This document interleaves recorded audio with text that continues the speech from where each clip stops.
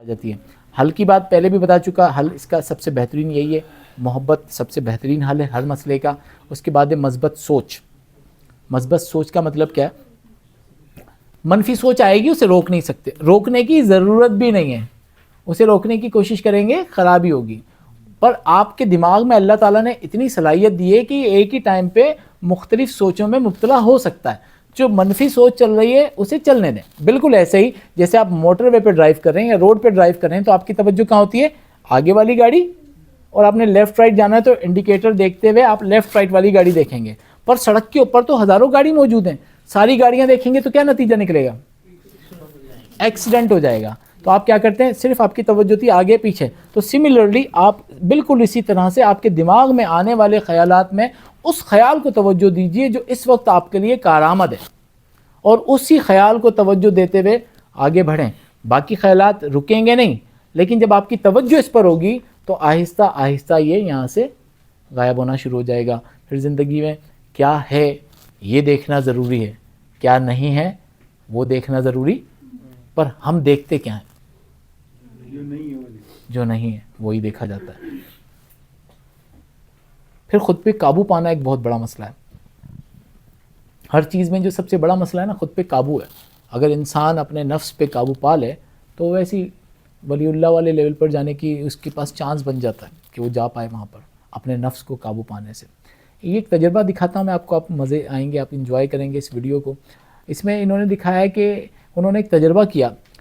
مارش میلو ایک چیز ہوتی ہے جو ہمارے یہاں پھس پھسی سی کینڈی ہوتی تھی نا، وہ فوم ٹائپ کی ہوتی ہے بالکل نا، اور کھانے میں بڑی مزیدار لذیذ ہوتی ہے، ٹھیک ہے۔ اب یہ بچوں کو دیں گے، اسے مارش میلو کہتے ہیں۔ تو مارش میلو یہ دیں گے بچوں کو اور کہیں گے کہ بیٹے یہ میں نے آپ کے سامنے رکھا ہے، اگر آپ نے نہیں کھایا تو جب میں آؤں گی تو میں آپ کو 2 دوں گی، ڈبل مل جائے گا۔ اگر آپ نے نہیں کھایا تو آپ کو 2 مل جائیں گے، ٹھیک ہے۔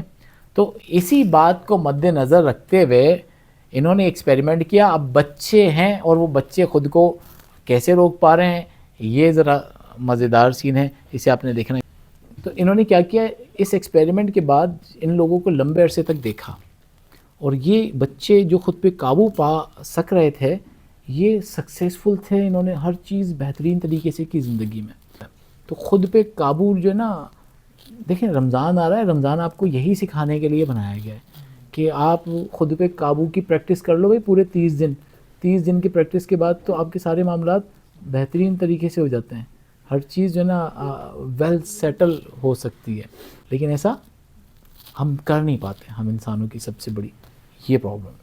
خود سے آگاہی حاصل کرنا سب سے بنیادی چیز ہے، جسے کہتے ہیں سیلف اویئرنیس، کہ آپ خود سے کتنا آگاہ ہیں۔ اس پہ پوری ایک ڈائری ہونی چاہیے آپ کے پاس جو اپنے بارے میں لکھی ہوئی ہو، جس میں آپ اپنی ساری خصوصیات کا جائزہ لیں کہ آپ میں کیا کیا اچھی چیزیں ہیں، کون سی چیز سے آپ کب بھڑک جاتے ہیں، کون سی چیز کر کے اچھا محسوس کرتے ہیں، کس طرح کے حالات میں آپ رد عمل کرتے ہیں، آپ کا رد عمل کس طرح کا ہوتا ہے۔ پوری ڈومین کا زندگی میں جائزہ لیں، اپنی عادات کو دیکھیں۔ ہمیں اپنی اچھی عادات کے بارے میں بھی آگاہی ہونی چاہیے، اپنی بری عادات کے بارے میں بھی آگاہی ہونی چاہیے۔ یہ ایک چھوٹا سا جرنل ہے، اگر آپ ان سب کے اندر میں اپنی چیزیں لکھ لیں نا تو آپ کے پاس ایک ڈیٹا پڑا ہوا ہوگا پورا، اور جب کبھی آپ تکلیف میں ہوتے ہیں تو آپ صرف اپنا جائزہ لیجئے، اور جائزہ لیں گے تو آپ کو بہت سارا کچھ ملے گا۔ آپ جب بھی اپنا کوئی بیگ خالی کرتے ہیں، اپنا والیٹ خالی کرتے ہیں تو اس میں جو موجود چیزیں وہ کسی جگہ پر رکھتے ہیں۔ اب وہ جگہ کون سی ہے؟ وہ کوئی ایک خاص جگہ ہوتی ہے جو آپ کی پرائیویسی کی، اس میں ہر وہ چیز رکھی ہے جو آپ کو لگتا ہے آپ کے کام کی ہے، اور جب کبھی ٹائم آتا ہے آپ کو لگتا ہے کہ ابھی ایک چیز کی ضرورت ہے تو آپ جاتے ہیں اور فوراً جا کے اس میں سے ڈھونڈتے ہیں تو وہ چیز آپ کو نکل آتی ہے جو آپ کو لگتا ہے کہ کارآمد تھی۔ تو اسی طرح سے آپ کے جرنل میں آپ کی ساری خوبیاں، آپ کے سارے رد عمل، آپ کے سارے معاملات، ہر تجربات جو خوبصورت تھے انہیں لکھا ہوتا ہے، تو آپ کو وہ حوصلہ دے دیتے ہیں کہ یار آپ نے پہلے بھی ایسے مسئلے حل کیے ہیں، تو آپ پہلے بھی کر چکے ہو تو آپ دوبارہ بھی اس مسئلے کو حل کر سکتے ہیں، اور آپ کے اندر پوری صلاحیت موجود ہے۔ پھر سوشل سپورٹ ہم اسے کہتے ہیں، سماجی تعاون۔ ہم ایک دوسرے کے ساتھ تعاون کریں ان چیزوں میں جو کردار سازی کرتی ہوں، اور ان چیزوں میں تعاون نہ کریں جو کردار میں گمراہی لے کر آتی ہوں۔ پر نارملی ہم دوستوں کے ساتھ جڑے ہوں تو ہم گمراہی کے معاملات کو بھی بالکل اسی طرح سے تعاون کر دیتے ہیں جیسے ہم اچھوں کی طرف ہوں۔ ہم اپنے بچوں کے ساتھ کبھی کبھار جب ہم اپنے بچوں کی محبت میں، اپنے بہن بھائیوں کی محبت میں، ان معاملات میں گڑبڑ کر دیتے ہیں جو کہ نہیں ہونی چاہیے. جیسے مان لیجئے کہ آپ کا بھائی میرا بھائی کوئی کرمنل ایکٹیویٹی میں آ جائے, کوئی کرائم اس نے کیا ہو, ہمیں پتہ اس نے کیا ہو, پر ہم ہر وہ طریقہ استعمال کریں گے جس سے اسے بچا لیں. کیوں؟ اور اس کے بعد ہم کہتے ہیں کہ ہمارا سسٹم جو ہے وہ خراب ہے, عدالتوں میں انصاف نہیں ہوتا. اب عدالتوں میں انصاف ہوگا کیسے؟ کیونکہ عدالتوں پہ دباؤ ہی اتنا ہے, قاتل کا بھی اور مظلوم کا بھی اور این جی اوز کا بھی. آج کل تو ہر طرف سے دباؤ ہی دباؤ ہے. تو ہم کہاں اس بات کے لیے خود کلیئر ہیں کہ اگر کسی نے غلط کام کیا ہے تو اس کی سزا ملے گی تو پھر ملے؟ ہم اس بات کے لیے راضی نہیں ہوتے. ہم پوری کوشش کرتے ہیں بچا لو. مجھ سے ہی کچھ ہوا تو میں چاہوں گا کہ یار مجھے بچا لو کسی طرح سے. میں اپنی پوری فیملی کو تنگ کر کر کے کہ مجھے نکالو یہاں سے کسی نہ کسی طرح سے. کیوں؟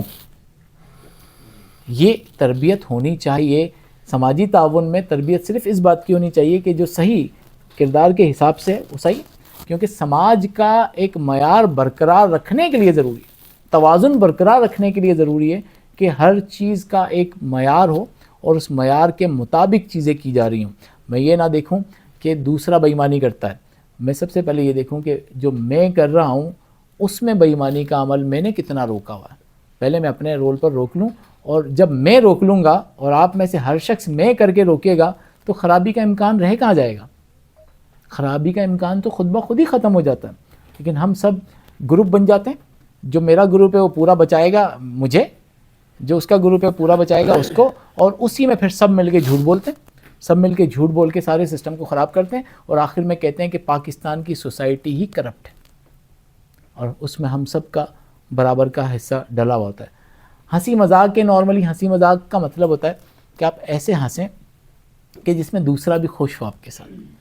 ہم ہنسی مذاق میں دوسرے کی ٹانگ کھینچتے ہیں اور اس کو پوری طرح سے بلی کرتے ہیں. مذاق اڑایا جا رہا ہوتا ہے. آپ کے معاشرے میں کتنا کامن ہے کسی کی چڑ بنا کے اس کے پیچھے سے آوازیں لگانا, اور آوازیں لگانے میں ہم میں سے جو سب سے شریف آدمی ہوتا ہے وہ بھی شامل ہو جاتا ہے, جو یہ نہیں کرنا چاہتا. لیکن ماحول کو دیکھ کے نا پھر ایک ٹائم اس میں فن اتنا آ گیا ہوتا ہے کہ وہ شریف آدمی بھی اس میں شامل ہو جاتا ہے. لیکن جس کے ساتھ وہ واقعہ ہو رہا ہے وہ کتنا ٹراما میں جا رہا ہے, اس کی کیفیت کیا ہو رہی ہے, اس کیفیت کو وہ کہاں نکال رہا ہے, وہ یقینی طور پہ اپنے گھر میں جا کے نکالتا ہے, یا جو بھی اس سے متعلقہ ایریاز ہیں وہاں نکالتا ہے. سماج کے سسٹم کو صحیح کرنے کے لیے ضروری ہے کہ ہنسی مذاق بھی بالکل اس طرح ہو جس میں سب کے لیے خوشحالی ہو, کہ آپ کوئی مذاق کریں تو اس مذاق کو سب انجوائے کریں, نہ کہ کسی ایک خاص شخص پہ وہ توجہ لگا دیں. ماحول کے مطابق ڈھالنا خود کو ضروری ہے. اس کا یہ مطلب نہیں ہے کہ چرسیوں میں بیٹھ گئے تو چرس پینا شروع کر دو. اس کا صرف یہ مطلب ہے کہ اگر وہ ماحول آپ کے لیے سوٹیبل نہیں ہے اور ابھی آپ پھنسے میں, تو صرف ان کے مطابق وہاں سروائیو کریں, بغیر وہ کام کیے جو آپ کو لگتا ہے کہ غلط ہے وہ نہیں کرنا. لیکن وہاں سروائیو تو کرنا ہے, کیونکہ وہاں لڑائی تو نہیں کر سکتے.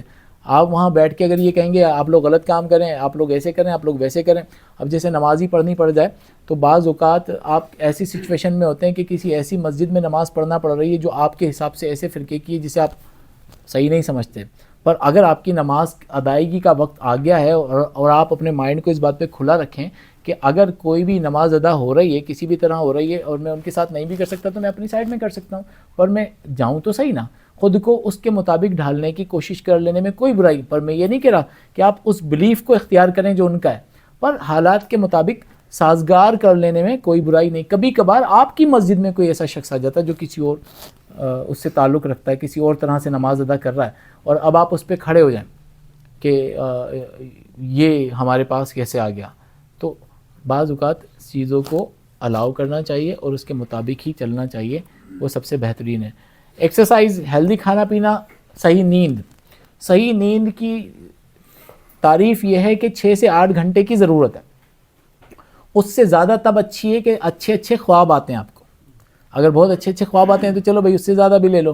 اگر اچھے خواب بھی نہیں آ رہے اور صرف, تو پھر وہ ٹائم کا ضیاع ہے, وقت کا ضیاع ہے. وقت کا ضیاع نہ کریں, آپ کے جسم کو بھی وہ بیماری کی طرف لے کر جاتا ہے. 6 سے 8 گھنٹے کے اندر اپنی نیند مکمل کریں, پر اس سے کم بھی نہ لیں. اتنی ضرورت ہے آپ کے جسم کی. کھانے پینے پہ آپ کی پہلے یہاں بہت ساری باتیں ہو چکی ہوں گی. ایکسرسائز بہت ضروری چیز ہے, وہ کرنا چاہیے. پھر ہم بہت ساری چیزوں سے ڈر جاتے ہیں اور ڈر کے ہم بیٹھ جاتے ہیں, لیکن وہ چیز جس سے مجھے ڈر لگ رہا ہے پر وہ میرے کام سے متعلق ہے, مجھے وہ سیکھنی ہی پڑے گی, اور اگر میں اسے نہیں سیکھوں گا تو میرا کام متاثر ہوگا. تو مجھے اپنے ڈر کے خلاف جانا چاہیے کہ ٹھیک ہے ڈر بھی لگ رہا ہے تو کوئی بات نہیں ہے, پر میں نے کوشش کرنی ہی کرنی ہے. مشکلات جب آ کے پڑی ہوتی ہیں ہمارے سر پہ تو بھی ہم بیٹھ جاتے ہیں, ہمیں لگتا ہے کہ اب اس کا کوئی حل موجود نہیں ہے. لیکن کرنا کیا چاہیے کہ کھڑا ہونا چاہیے, اپنے آپ کو کوشش کر کے اس طرف لے کر جانا چاہیے. آپ اپنی زندگی کا جائزہ لیں, کتنی بار ایسا واقعہ پیش آیا ہوگا جہاں آپ کو لگتا ہوگا کہ ان حالات میں کوئی حل نہیں نکال سکتا, پر کسی طرح پش ہو گئے اور آپ نے کیا تو حل نکل آیا, وہ مسئلے حل ہو جاتے ہیں. تو ڈر کے بیٹھ جانے کا مطلب ہے کہ آپ نے کوشش کرنے سے پہلے ہار مان لی, کوشش ہی نہیں کی, ہار مان لی تو بھی ناکام تھے, کوشش کی اور ہار گئے تو بھی ناکام تھے, پر چانس کہاں زیادہ ہو گیا؟ کوشش کر لینے میں. یہ جو موبائل ہے نا, اسے میں کہتا ہوں آج کے دور میں آکسیجن سپلیمنٹ, یعنی یہ اس کی بالکل طاقت ایسی ہے جیسے اگر یہ آپ کے پاس موجود نہ ہو تو آپ کو ایسا ہی لگتا ہے جیسے آپ کا سانس گھٹ رہا ہے. اس کے بغیر نا آپ کچھ بھی کرنے لائق نہیں ہیں. یہ بیماری ہے. آپ کا موبائل آپ کا غلام ہونا چاہیے, آپ اپنے موبائل کے غلام, لیکن ہو کیا رہا ہے؟ ہم موبائل کے غلام ہیں. چاہے وجہ جو بھی, ہم کہیں میں تو قرآن پڑھتا رہتا ہوں, لیکن قرآن پڑھتے پڑھتے فیس بک سے میسیج ہے, ہائے چلے یار ایک میسیج تو دیکھ لیں, ایک ویڈیو آ گیا, ایک ویڈیو دیکھ لیا, واٹس ایپ پہ میسیج آ گیا, دیکھنا شروع کر دیا. اور فیس بک پہ واٹس ایپ پہ آپ میسیج دیکھنا شروع کریں, آپ 5 منٹ کے لیے دیکھیں, 5 منٹ بعد 1 گھنٹہ کب ہو گیا آپ کو پتہ, کیونکہ وہ خود ہی فیس بک, ٹک ٹاک